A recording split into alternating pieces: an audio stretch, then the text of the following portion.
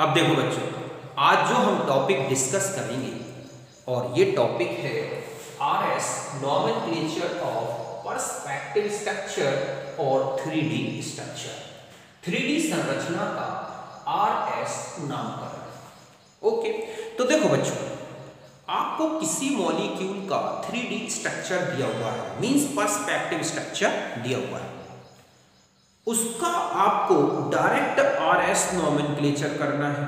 Means आप उस structure को फिशर प्रोजेक्शन में चेंज किए बिना और उसका क्या करना है, आपको आरएस नॉमेनक्लेचर करना है। तो इसके लिए आपको क्या क्या रूल्स याद रखने हैं, आज हम उन्हीं को यहां पर डिस्कस कर रहे हैं। ओके, तो देखो, इसका सबसे फर्स्ट रूल ये है कि आपको जो भी मॉलिक्यूल दिया हुआ है 3D फॉर्म में, उसके एसिमेट्रिक कार्बन से जुड़े हुए जो 4 एटम्स हैं या ग्रुप्स हैं, उनकी नंबरिंग आप किसके रूल से करोगे, सीक्वेंस रूल या प्रायोरिटी रूल से कर देंगे। 1 2 3 4 ये तो मैं पहले ही डिस्कस कर चुका हूं। ओके, फिर दूसरा पॉइंट देखो क्या याद रखना है।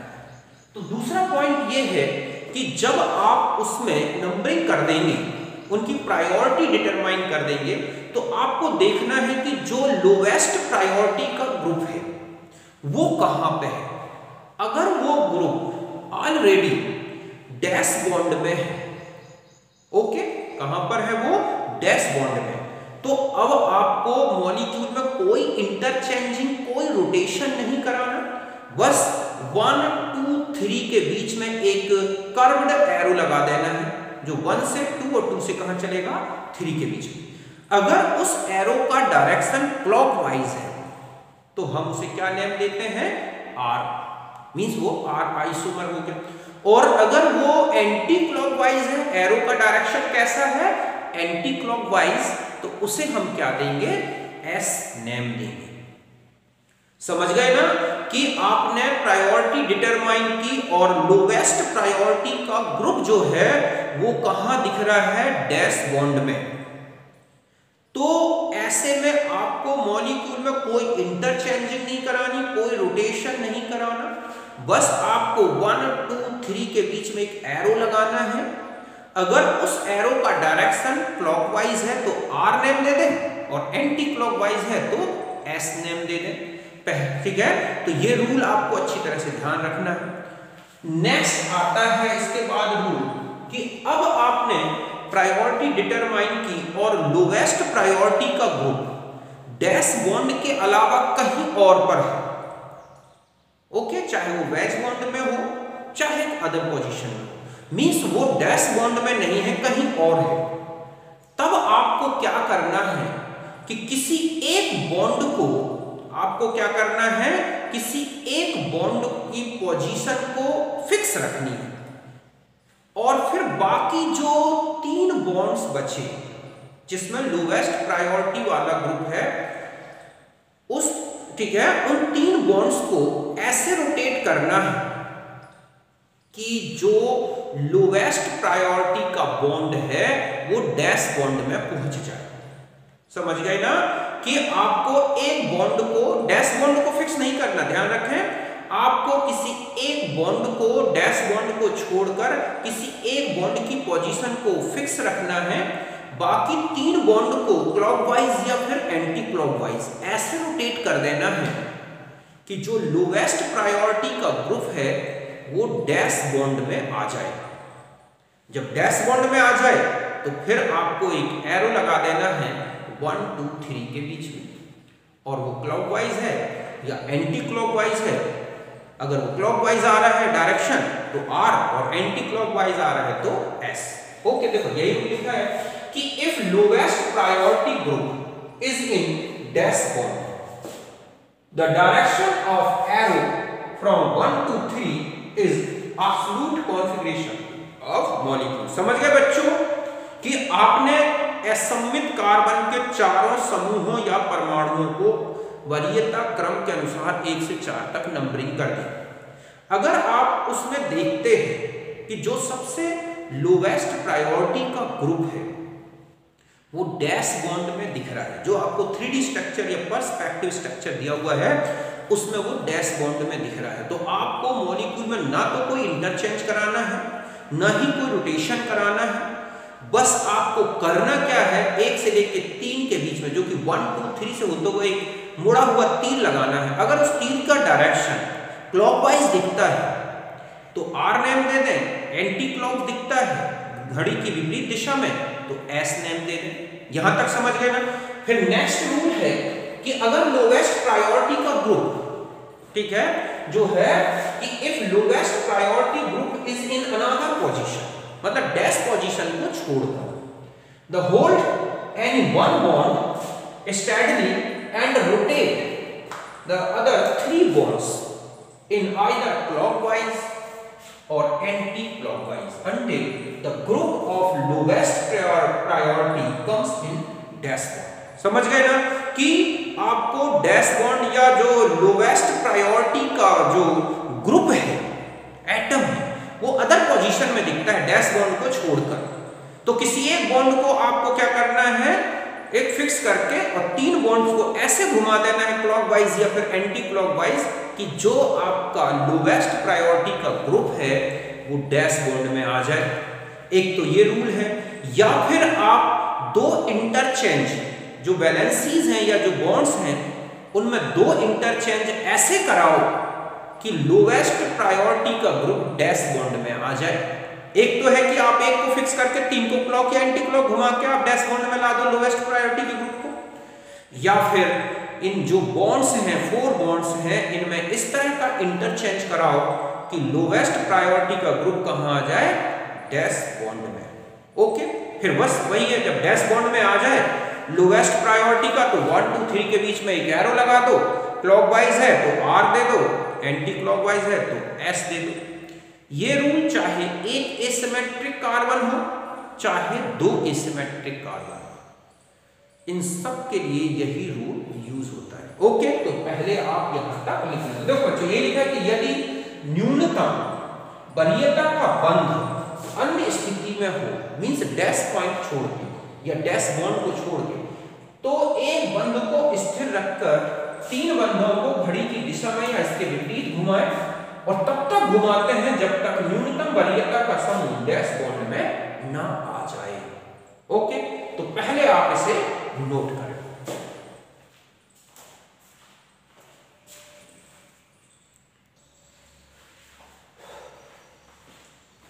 अब देखो बच्चों, अब हम एग्जांपल्स लेकर समझते हैं जो मैंने आपको अभी रूल्स बताए। ये एक मॉलिक्यूल दे रखा है आपको। ओके, सबसे पहले आप इसकी प्रायोरिटी रूल से नंबरिंग कर दें। ओके, तो यहां आ जाएगा 1, ये होगा 2, ये होगा 3 और ये है क्या 4। ओके, ये आपको मॉलिक्यूलर स्ट्रक्चर दिया है 3D। अब आप 4 नंबर की पोजीशन देखो कहां है। मैंने आपको बताया है कि अगर 4 नंबर का जो ग्रुप है या एटम वो डैश लाइन में नहीं है तो आपको किसी एक बॉन्ड को फिक्स रख के, डैश बॉन्ड छोड़ दो, एक बॉन्ड को फिक्स रख के 3 को रोटेट करा देना है। एक तो ये रूल है। या फिर इन बॉन्ड्स के बीच में इंटरचेंज कराना है 2 टाइम्स। तो देखो इस तरह से लेना, यहां पर आपने देखा 4 इस डैश में नहीं है, डैश बॉन्ड में नहीं, तो हमें रोटेशन कराना होगा। देखो कैसे रोटेशन करा रहे हैं, हम इसको फिक्स रखें, ये है फिक्स्ड बॉन्ड। ओके, मतलब स्टेडली स्टेट में हम इसको घूमने ना दें, हम इसको घुमाएं। देखो कैसे रोटेट करना है, ये इधर ला दो, ये इधर ला दो और ये ऐसे घुमा दो, ये इधर आए, ये इधर जाएगा, ये पूरा रोटेट होकर ऐसे आ जाएगा। मतलब आपने ये 3 बॉन्ड्स ऐसे हैं ये और एक ये है, तो आपने इसको फिक्स कर रखा है। अब आप ऐसे समझें, ये बॉन्ड ये है, ये बॉन्ड ये है जो आपकी डायरेक्शन में, ये पीछे की तरफ है। अब आपको 4 बॉन्ड्स या 4 को इस पोजीशन में लाना है। तो एक तो ये है कि यहां पर 2 बार रोटेशन कराने होंगे, लेकिन अगर हम ये वाला रोटेशन करा दें, ठीक है, कि ये हमारे पास 4 है और हमें यहां लाना है, तो हम एक बार ही रोटेशन कराएंगे तो 4 यहां आ जाएगा। जबकि अगर आप ऐसा रोटेशन कराओगे तो एक बार 4 यहां आएगा, फिर दोबारा रोटेशन कराना होगा, और ऐसे रोटेशन करा दोगे तो ये इधर आ जाएगा, ये इधर आ जाएगा, ये इधर आ जाएगा, कॉन्फ़िगरेशन में कोई चेंज नहीं आएगा। तो हम ऐसे रोटेशन कराते हैं, डायरेक्शन हमें एक ही बार, देखो दोनों करा दो कोई फर्क नहीं पड़ेगा, आएगा वही कॉन्फ़िगरेशन। तो ये इधर आ गया, ये इधर आ गया, ये इधर आ गया। अब रोटेशन करा दिया आपने, CL को फिक्स रख दिया। तो आपने देखा कि 4 ये आ गया आपके पास, यहाँ BR आ जाएगा आयोडाइड की जगह, यहां पर आ गया आपके पास BR, और ये पहुंच गया यहां, यही हो गया। ये इधर ला दिया आपने, ये इधर ला दिया और ये इधर ला दिया। जब ये इधर आएगा तो 4 BR आ जाएगा आयोडाइड की जगह, और आयोडाइड चला गया फ्लोर। अब यहां तक आप समझ गए कि ये आपके पास पीछे आ गया ऑलरेडी। अब आपको एरो लगाना है, तो देखो ये है 1, ये है 2, ये है 3। तो आप ऐसे एरो लगाओगे ना, यहां से होता हुआ U, ऐसे 1 फिर 2 और 3। तो ये कौन सा डायरेक्शन दिख रहा है आपको, ये 1 2 3 ऐसा डायरेक्शन है। तो ये कौन सा कॉन्फ़िगरेशन हो गया, R कॉन्फ़िगरेशन। एक तो ये रूल है कि आप एक बॉन्ड को फिक्स करें और 3 को इस तरह रोटेट कर दें कि जो 4 प्रायोरिटी का ग्रुप है वो पीछे चला जाए। और दूसरा है कि 2 बार इंटरचेंज करना है, 2, ठीक है, इंटरचेंज बिटवीन बॉन्ड्स।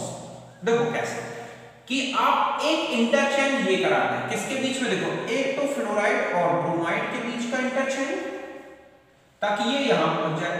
तो हम एक कराएंगे फ्लोराइड और ब्रोमाइड का बीच का इंटरचेंज, तो दूसरा हो जाएगा क्लोराइड और आयोडाइड के बीच का इंटरचेंज। तो देखो करा के देख लो। तो यहां पर आपने फ्लोराइड लगा दिया, तो यहां क्या आ जाएगा, ब्रोमाइड। जस्ट यहां पर, यहां आयोडाइड आ जाएगा, तो यहां पर क्लोराइड आ जाएगा। यही हुआ कि ये एक इंटरचेंज और एक ये इंटरचेंज फ्लोराइड और ब्रोमाइड का।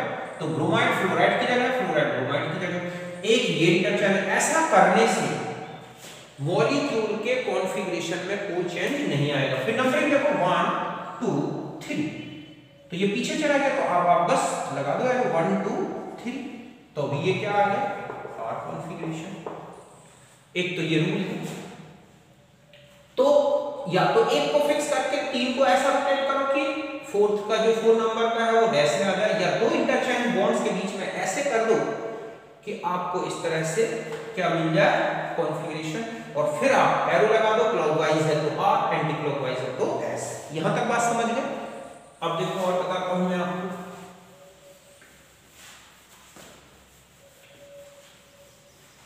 अब मान लो ऐसे दे दिया गया हो, जैसे यहां पर ये है H, ये है CH3, ठीक है, ये है OH और ये है COOH। आपने नंबरिंग की 1 2 3 और ये क्या है 4। अब आपको 4 ऑलरेडी पीछे दिख रहा है, तो अब आपको कोई इंटरचेंज, कोई रोटेशन की जरूरत नहीं है, बस आप एरो लगा दो 1 2 3 1 2 3। तो ये कौन सा कॉन्फ़िगरेशन हो गया, S कॉन्फ़िगरेशन। समझ गए ना कि आपको अगर ऑलरेडी 4 पीछे है तो बस आपको 1 से 2 और 3 के बीच में एरो लगा देना है, ये हो गया। अब मान लो ऐसा दे दिया गया आपको CH3, ओके, यहां OH, यहां C2H5 और यहां पर COOH। अब आप या ठीक है, या यहां पर मैं H लिख देता हूं। अब आपको H कहां लाना है, इस पोजीशन में। क्यों, क्योंकि ये उस डैश बॉन्ड में नहीं है। नंबरिंग करके देखो, ये 4 नंबर का, मतलब 1 2 3 और ये क्या है 4 है। तो अब आपको इस 4 की पोजीशन यहां रखनी है, तो या तो 2 इंटरचेंज करो। देखो एक तो है कि आप इस बॉन्ड को फिक्स कर दें, मतलब हम ये C2H5 बॉन्ड जो है फिक्स कर दें, स्टडी स्टेट में रख दें, इसको हम क्या करें, फिक्स कर दें। और अब आप इन बॉन्ड्स के बीच में रोटेशन कराओगे। अब आप जब रोटेशन कराओगे तो देखो कैसे रोटेशन हो सकता है, एक के बाद एक, कि ये इधर ला दो, ये इधर ला दो, एक इधर ला दो। अब आपके पास यहां C2H5 था, ये डायरेक्ट इस पोजीशन में चला गया, ओके। तो यहां पर आ गया आपके पास क्या, H, और ये आ गया यहां पर, मींस यहां पर हो गया आपके पास CH3 और यहां आ गया आपके पास क्या, OH। मतलब 3 बॉन्ड के बीच में एक्सचेंजिंग हुई कि ये इस तरह से सामने की तरफ है, ये 3 बॉन्ड बच्चों ऐसे, एक ऐसे, एक ऐसे और एक ऐसे। ओके, तो मैंने इस बॉन्ड को यहां पहुंचा दिया, मतलब ये है H, ये है CH3 और ये है OH। तो मैंने इसको यहां पहुंचाया, तो ये इधर, तो ये इधर हो गया कि H को उठाया CH3 की जगह, CH3 को OH की जगह, OH को उठा के। अब आप देखोगे कि ये ऑलरेडी पीछे चला गया। अब नंबरिंग करके देख लो 1 2 3, जो यहां पे नंबरिंग वही है। अब एरो लगाओ 1 2 3 के बीच, ये क्या हो गया R कॉन्फिगरेशन। एक तो ये है। अब आपसे मान लो रोटेशन समझ में नहीं आ रहा है, तो आप ऐसा एक्सचेंज करो कि एक ही एक्सचेंज में मतलब 2 ग्रुप्स की ऐसी एक्सचेंजिंग करो कि अब आपके पास H यहां पहुंच जाए। तो एक्सचेंजिंग आप बॉन्ड कर दो। कैसे? इसको और इसके बीच में, मतलब आप यहां पर पहुंचा दिया H, तो यहां आ गया क्या CH3, इनको एक्सचेंज कर दिया तो यहां आ गया OH और यहां आ गया क्या C2H5। देखो इसको उठा के यहां, इसको उठा के यहां, ये मतलब ये उठा के यहां, तो ये आ गया ऐसा, इनको भी एक्सचेंज कर दिया। अब आपके पास ये पीछे पहुंच गया। फिर एरो देखो आप, ये है 1, ये है 2 और ये क्या है 3। एरो लगा दो 1 2 3, तो भी क्या आ गया कॉन्फ़िगरेशन। समझ गए ना? तो 2 मैं चाहे कैसा भी टेढ़ा आड़ा दे रखा हो, आपको बस ध्यान रखना है कि यहां H, ये OH, यहां पर CH3, यहां पर CH। तो ये तो सीधा है कि 1 2 3 ऐसे लगा दिए, क्यों? क्योंकि पीछे था। अब मैं मान लो ऐसा दे दूं कि यहां H, ओके सॉरी, यहां आ गया H, यहां है OH, यहां था CH3, यहां है Br।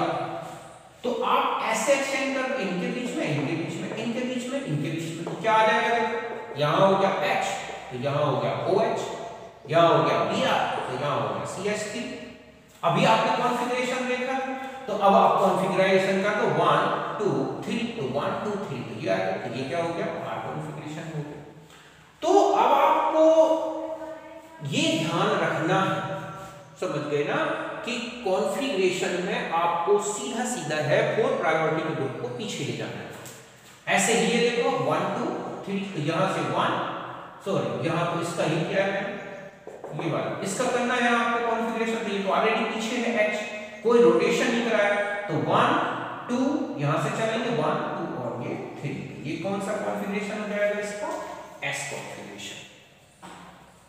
तो यहां तक आप अच्छी तरह से समझ गए होंगे। मैं समझता हूं कि आपको पर्सपेक्टिव स्ट्रक्चर में इस तरह के RS नॉमेनक्लेचर करने में कोई दिक्कत नहीं आएगी। ये तो था एक एसिमेट्रिक कार्बन वाला। अब सपोज आपके पास 2 सिमेट्रिक कार्बन वाला दे दिया, एसिमेट्रिक कार्बन वाला दे दिया जाए कि यहां पर ऐसे लिखा है HOH, ओके,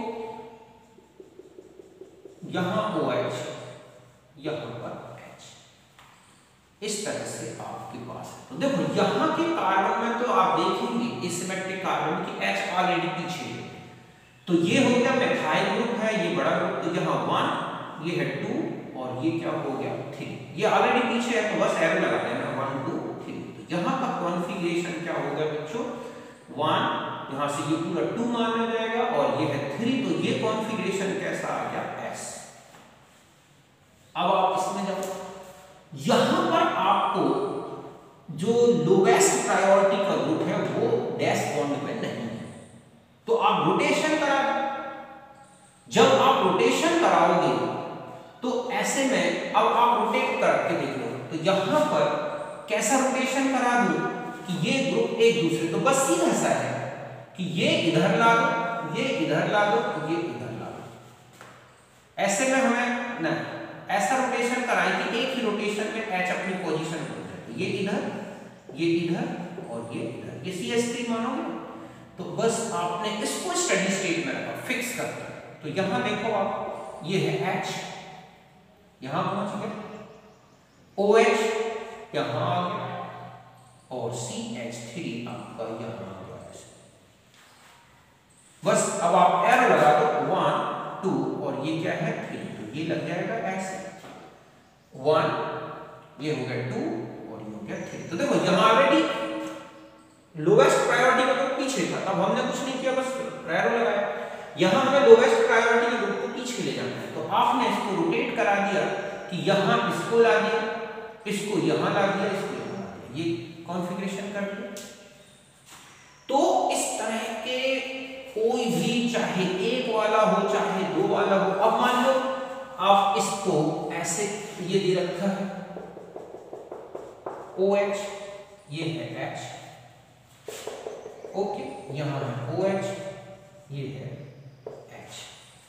अब हमें इसका नोमेनक्लेचर करना है। अगर आप मैं इसको फिशर टू जैक्सन में चेंज कर दूं, यू उठा के सीधा कर दूं, तो H, और अब आप इसमें देखोगे तो ये H, ऐसे ही देखेंगे ना यहां से ऐसे, तो ये हमारी राइट हैंड साइड में आएगा, तो ये लेफ्ट हैंड साइड में आएगा, तो ये हो गया, और यहां आ जाएगा OH और यहां आ जाएगा OH। अब हम दोनों का RS नोमेनक्लेचर करके देखना, तो हमें फिक्स हो जाएगा कि हमने सही किया है या नहीं। तो देखो यहां पर आप रोटेशन करा दो, कैसे रोटेशन कराओगे, इधर इसको ला दो, समझ गए ना कि आपको क्या करना है कि इन ग्रुप्स के बीच में रोटेशन करना है। ये है, ये है, ये मतलब ये ऐसे है, यहाँ H है और ये क्या है CH3।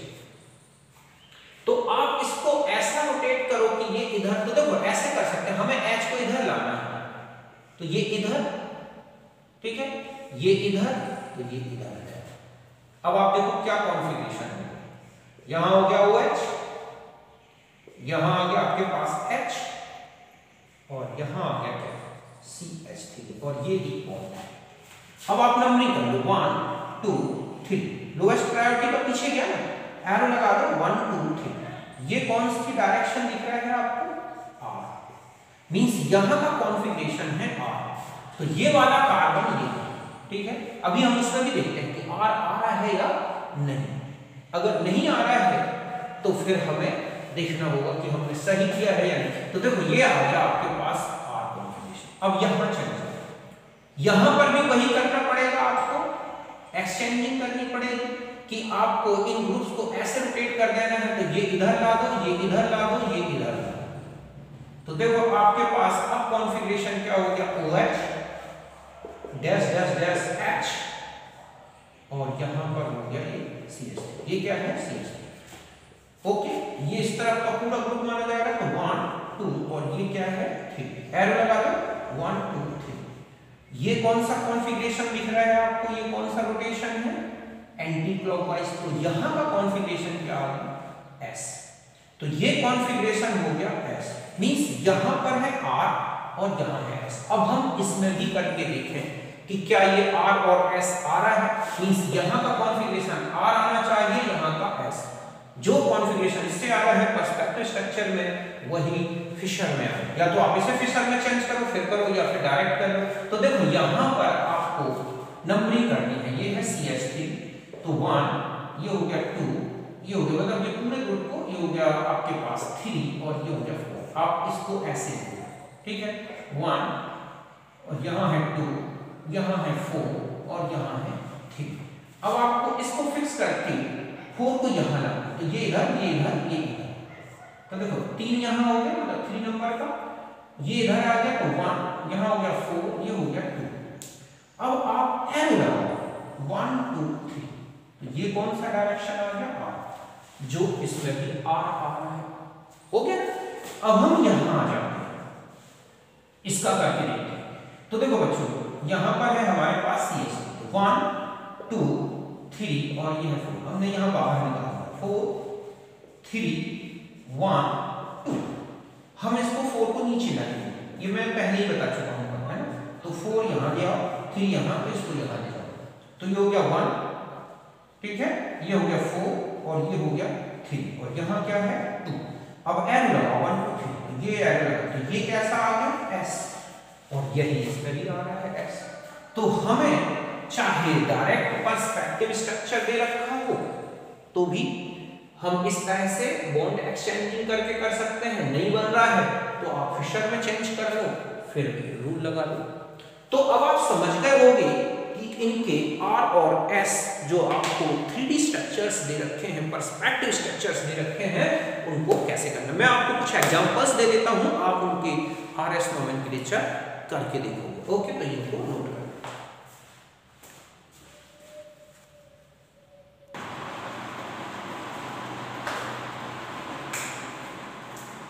अब देखो बच्चों, ये कुछ आपको मॉलिक्यूल्स लिखे मैंने, आप इनके RS नोमेनक्लेचर करना है, बन जाएंगे ना। मैं एक बार हिंट दे दूंगा, आप बहुत इजी गोइंग कर सकते हैं। यहां पर देखो, आप एक गोल्डन रूल होता है बच्चों, मैं अभी अलग से लिख दूंगा। गोल्डन रूल में क्या होता है, आप नंबरिंग कर लो ग्रुप्स की 1 2 3, ओके, बिना किसी इंटरचेंज के, बिना किसी रोटेशन के RS नोमेनक्लेचर कर सकते हैं। आपको क्या करना है कि सिर्फ 4 नंबर की पोजीशन देखनी है। अगर वो ऑलरेडी पीछे है, समझ गए ना, मतलब डैश में है, तो 1 2 3 के बीच का एरो ही सीधा कॉन्फ़िगरेशन बताता है। बट अगर वो डैश बॉन्ड में नहीं है, कहीं और है, तो आप कोई इंटरचेंज मत करो, कोई रोटेशन मत करो। आपको क्या करना है, 1 2 3 के बीच में एरो लगा देना है। अगर वो R आ रहा है, मतलब उसका एरो का डायरेक्शन क्या आ रहा है, R, तो ध्यान रखें कॉन्फ़िगरेशन उल्टा कर देना है, S होगा उसका। क्या होगा, अगर वो R आ रहा है तो S, और जहां S आ रहा है वहां R। ये तब जब H डैश बॉन्ड को छोड़कर कहीं और हो, ठीक है। तो मैं वो अलग से लिख दूंगा, और अगर रोटेशन वाला है तब कोई दिक्कत नहीं। देखो यहां पर आप एक बार देखें, आपको बताना है कि ये क्या कॉन्फ़िगरेशन है। तो देखो यहां पर जो H है, जो यहां देखा 1 2 और ये है 3, आपने देख लिया, इसको मैं करके बता देता हूं। तो यहां आ गया 1, ये है, यहां पर आप देखोगे कि ये है आपके पास।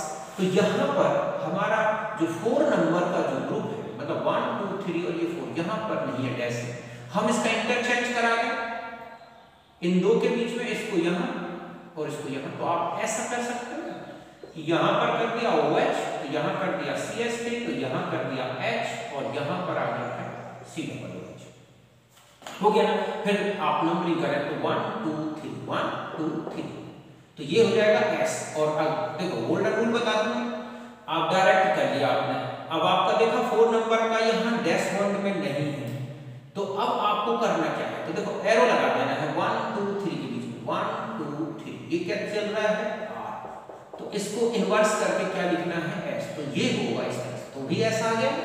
मतलब है कि आप रोटेशन एक्सचेंज ना करें, नंबरिंग कर ले 1 2 3। अगर आपका लोएस्ट प्रायोरिटी का ग्रुप ऑलरेडी पीछे है डैश बॉन्ड में, तब तो एरो का डायरेक्शन ही क्या बता रहा है आपको, इसका कॉन्फ़िगरेशन। लेकिन अगर कहीं और आ जाए डैश बॉन्ड को छोड़कर, तो आप 1 2 3 के बीच में एरो लगा दें, कोई एक्सचेंज ना करें, कोई इंटरचेंज ना करें, और जो भी डायरेक्शन में रोटेशन आ रहा है क्लॉकवाइज, उसका उल्टा कॉन्फ़िगरेशन लिखें। ये R आ रहा है तो ये इसका एक्चुअल कॉन्फ़िगरेशन क्या होगा, S। ऐसे ही यहां पर करके देख लो। यहां पर ऑलरेडी कहां आ रहा है, ये पीछे, एरो लगा दो, देखो 1 2 3, तो ये आया, तो ये क्या हो जाएगा, R कॉन्फ़िगरेशन। यहां देखो आप गोल्डन रूल लगा लो या सिंपल रूल। अगर आप सिंपल रूल लगाओगे तो ये एक्सचेंज कर दो, यहां पर H पहुंचा दो, यहां पर CH3, यहां पर CH2 OH और यहां पर NH2। अब एरो लगा दो 1 2 3, ऐसे लगा दिया ना ये। और अगर आप गोल्डन रूल लगाओगे तो देखो यहां पर है आपके पास 1, ये है 2 और ये क्या है 3, ये नहीं है, पीछे नहीं है डैश बॉन्ड में, एरो लगा दो 1 2 3, तो ये क्या दिख रहा है बच्चों, S, लेकिन है क्या ये R, और वो R इससे भी आ रहा है। जस्ट ऐसा ही सब में करना है। यहां पर देखो आप, ये तो डायरेक्ट H पीछे दिख रहा है, तो ये हो गया 1, ये हो गया 2 और ये क्या हो गया 3, तो ये कौन सा कॉन्फ़िगरेशन हो गया, S। जस्ट यहां से भी ये क्या आएगा, S। यहां देखो अब आप कि यहां पर क्या आएगा, तो ये है 1, ये है 2 और ये है 3, तो ये क्या हो गया R, क्यों, क्योंकि ये तो पीछे है ना H। यहां पर चले जाए तो ये भी क्या हो जाएगा R, इन दोनों का कॉन्फ़िगरेशन R। अब यहां पर आपको रोटेशन नहीं कराना, एक्सचेंज नहीं कराना, सीधे गोल्डन रूल लगा दो आप। तो देखो यहां तो H ऑलरेडी पीछे है, तो आपने लगा दिया, ये हो गया 1, ये हो गया 2 और ये हो गया 3, तो ये क्या हो गया R। लेकिन यहां पर देखो आप H आगे आ गया, तो पहले नंबरिंग कर लिया आपने, ये है 1, ये है 2 और ये क्या है 3, तो आपने एरो लगा दिया 1 2 3, तो ये कौन सा डायरेक्शन हो गया, ये देख रहे हैं आप क्लॉकवाइज। तो एक्चुअल कॉन्फ़िगरेशन क्या लिखेंगे, S, गोल्डन रूल। और अगर आप ऐसे ही कर पा रहे हैं तो आप एक्सचेंज रूल लगा दो, रोटेशन वाला रूल लगा दो, कि यहां पर आप क्या रोटेशन करा दोगे, OH को यहां पहुंचा दो, CH3 को, और यहां पर ला दो H, और यहाँ पर क्या आ गया CH3, फिर एरो लगा दो 1 2 3, तो ये इस तरह से आ गया। तो यहाँ पर ये S आ रहा है और ऐसे में भी S आ रहा है, तो इन सब में आप गोल्डन रूल लगा के बिल्कुल इजी गोइंग कर सकते हो। समझ गए ना? तो पहले से आप नोट करो।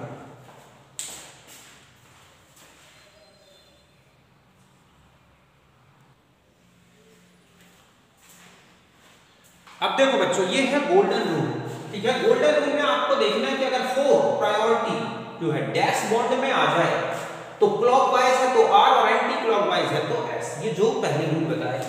दूसरा है कि 4 occupies other than dash bond, अगर वो डैश बॉन्ड को छोड़कर कहीं पर भी आ जाए, चाहे वो हॉरिजॉन्टली चाहे वर्टिकली, ठीक है। 4 occupies other than dash bond, मतलब है कि आपको डैश बॉन्ड में देखना है कि डैश बॉन्ड को छोड़कर, मतलब मैं 3D का स्ट्रक्चर की बात कर रहा हूं, किसकी बात कर रहा हूं 3D। तो 4 occupies other than dash bond, then actual configuration ऐसे हो। अगर 1 2 3 के बीच में ये एरो लगाया तो उसका S लिखना है, और ऐसे लगाया तो क्या हो जाएगा R।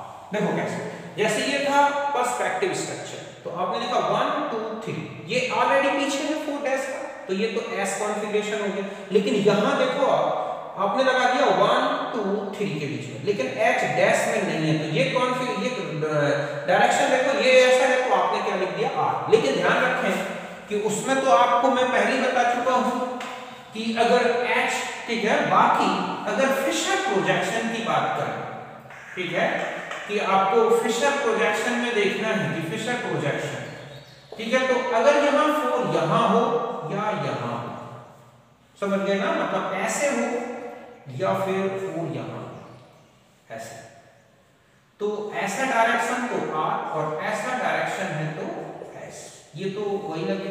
लेकिन अगर ऐसा हो 4 यहां हो या फिर यहां हो ऐसे, तो ये डायरेक्शन है 1 2 3 के बीच में, तब ये S बताएगा, और 1 2 3 है तो क्या बताएगा R, ऐसे, जो मैंने आपको इसमें बताया।